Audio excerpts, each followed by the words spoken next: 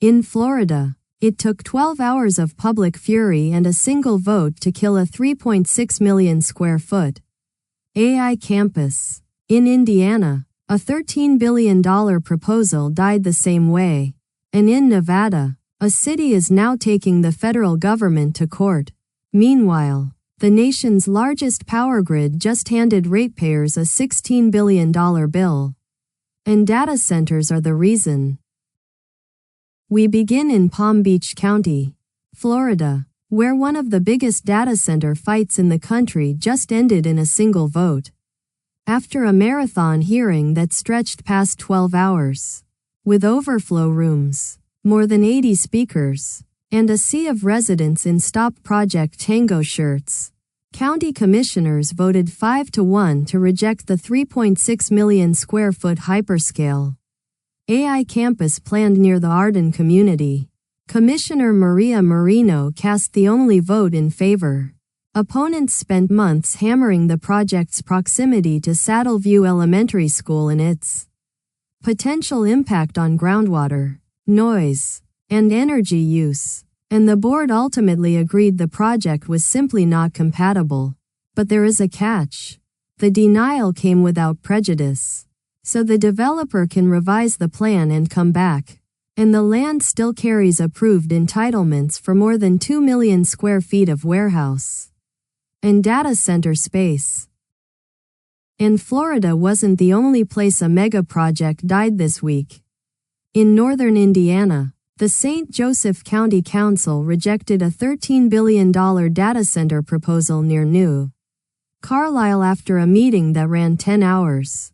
Packed with residents worried about infrastructure, energy, water, and the town's future. What makes the vote remarkable is what's already there.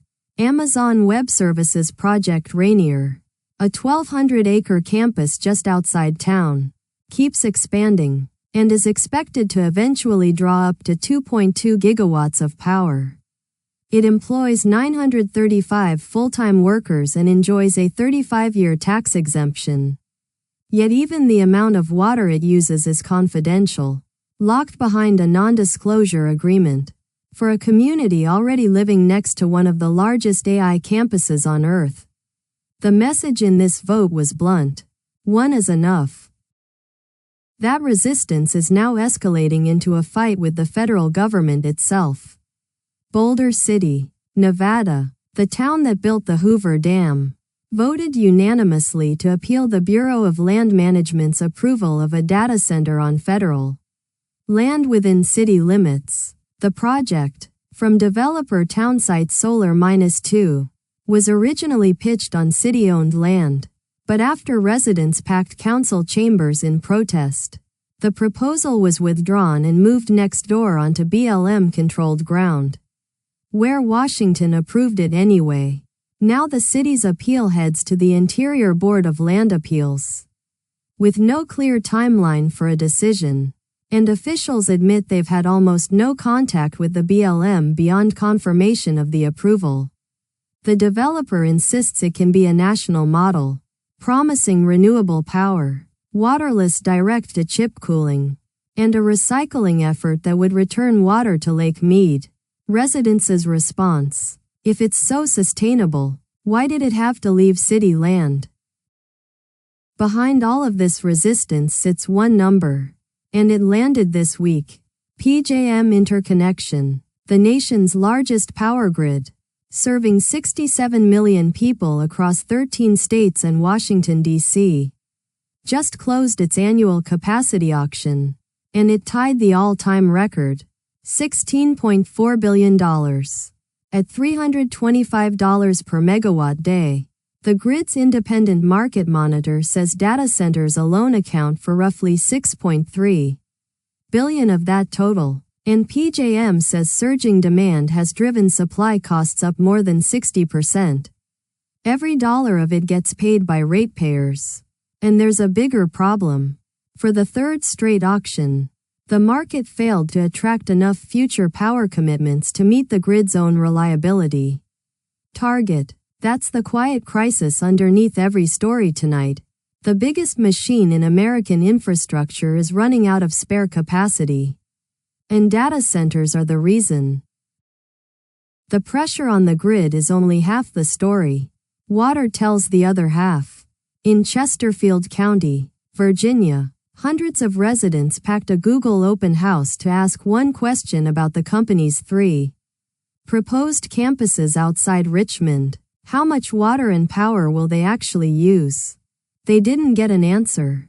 Google representatives said project-specific figures won't be disclosed until the facilities are operational. The plans are enormous. Project Peanut, more than 300 acres and already under construction.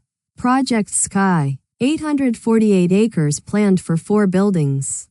And Project Lock, 334 acres for 3 more. Residents pressed on why they were learning the details so late in the process. And why the campuses are rising so close to schools. Google says it will pay for infrastructure improvements and scheduled a second open house the very next evening. But in a drought-tested region, no numbers means no trust. County governments are taking notice and acting. In Tennessee, Hamilton County Commissioners approved a 1-year moratorium on new data centers in rural, unincorporated areas, giving officials time to rewrite zoning rules before the next wave of projects arrives.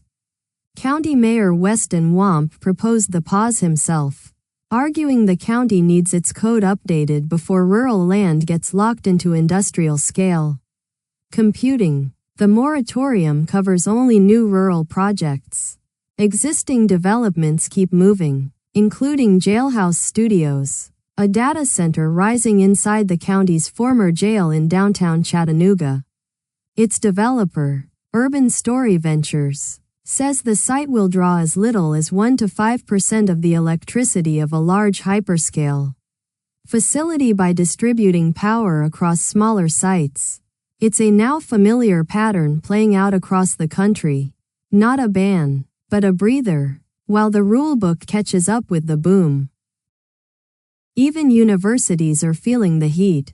In Ypsilanti Township, Michigan, residents and local officials are pushing back on a $1.25 billion research computing center that the University of Michigan is developing in partnership with Los Alamos National Laboratory. Yes, the nuclear weapons lab. Dozens packed a township meeting to challenge the project's energy use, the township's lack of zoning control over university land, and the security implications of Los Alamos' involvement. The university insists this is a research computing center, not a commercial data center, using about 1/10 the energy of a typical facility, and says the work will target cancer treatment, drug development, climate science, energy resilience, and national security, not weapons manufacturing. A parcel along Textile Road near Hydro Park is under consideration, and a final site decision is expected within weeks. The township's message so far: not so fast. Yet despite every rejection and pause tonight, the building keeps getting bigger. Which brings us to our kicker in Cedar Creek, Texas.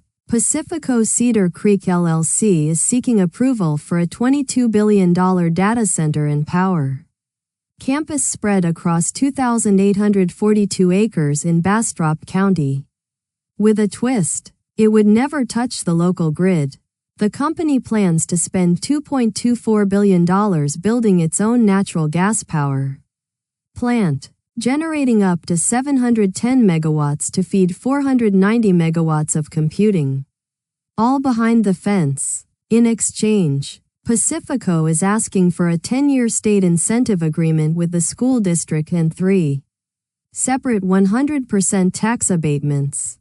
And if Texas says no, the developer is openly weighing an Ohio site instead, where a local moratorium blocks new data center applications until February 2027.